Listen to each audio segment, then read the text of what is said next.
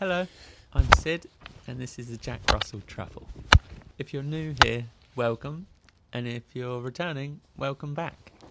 Join me as I regenerate this land. I'm creating an edible ecosystem and permaculture plant nursery, and I'm going to share the journey with you, the ups and downs and everything in between.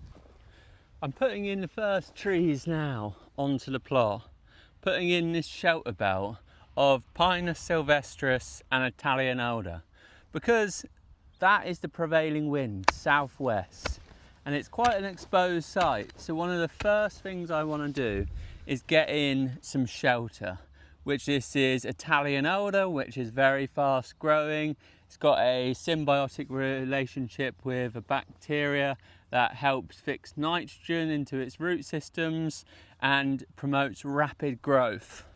Then we've got Pinus sylvestris, the Scots Pine, and I planted this because it's quite fast growing, it's an evergreen, and all of the plant is edible.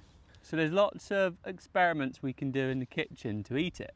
I'm sure some people are going to think that is far too close spacing, but that's the thing with a shelter belt and trees. It's actually, the closer you plant them, the quicker they grow. They thrive from that competition with each other. And because I want to get rapid shelter and I want it to be dense, this shelter belt is 2 rows. It's 1 row of Italian Alder spaced about 1 metre away from each other, and then Scots Pine staggered. So that means that each gap of the Italian Alder, just over from it, as you can see, I've planted the Scots Pine. The key with a shelter belt is consistency. You don't want a large gap or variation in the shelter belt. Ideally, you want it to be consistent all the way down so that there isn't a wind tunnel. Because if you have lots of evergreens and then a gap of evergreen and no vegetation, the wind filters through that and actually can pick up turbulence. You might be wondering, what's this strange looking grass bank? This is from all of the tufts of grass I've been clearing from the field.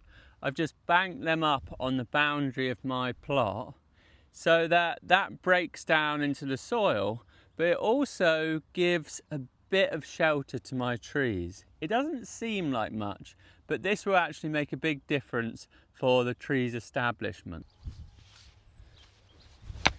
It's often a false economy to buy larger trees because whips and seedlings will grow and establish in the ground much quicker and there's less risk. So I like to plant a lot of plants, and rather than protecting the trees, plant more trees, because usually a tree garden stake might be just as much or more than a tree. So obviously you need to check what it's like in your location. In some areas with a lot of deer, you might lose all of your trees. But after 17 years of running a landscape business and planting more trees rather than using guards and stakes, I've always had successes. I've never had a case where I've lost everything, and most of the time everything survived fine. So why spend your money on plastic guards when you can just plant more trees?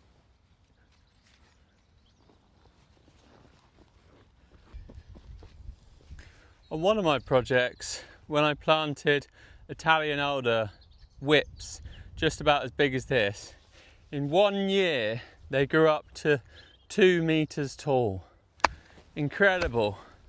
These trees I often plant as like a sacrificial shelter, in that I'll plant a row of Italian Alder and then I'll plant a row of slower growing trees, and as the Italian Alder grows too tall for the site, I'll cut it down once the permanent tree line has grown taller, and then that builds biomass. They self-prune in the soil, releasing carbon and nutrients and sugars for the microbes, so that you're building biomass, you're creating cover, and you're succession planting.